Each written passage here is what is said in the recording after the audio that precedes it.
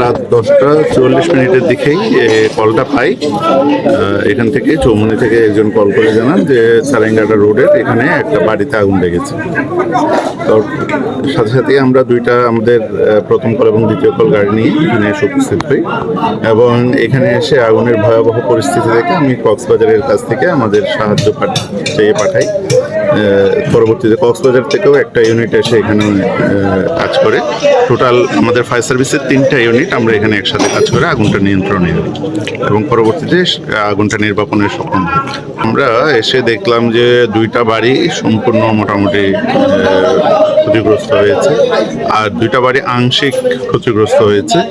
তো টোটাল ক্ষতিগ্রস্ত যে পরিমাণটা মালিকদের কাছ থেকে একটা নিয়েছি আমরা, তারপরেও বাকিটা আমরা যাচাই বাছাই করে পরবর্তীতে বলতে পারবো। আগুনের সূত্রপাতটা কিভাবে সেটা আসলে মালিক বা আশেপাশে যারা আছেন তারা বলতে পারছেন না, কারণ যে ঘর থেকে আগুনের সূত্রপাত হয়েছে বলে বলা হচ্ছে ওই ঘরের মধ্যে কেউ আসলে ছিলেন না। ওনারা একটা বিয়েতে গেছিলেন ওনাদের আত্মীয়।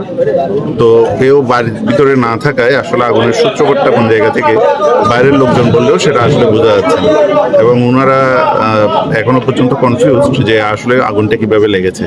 সেজন্য এখনো আমরা শিওর হতে পারিনি।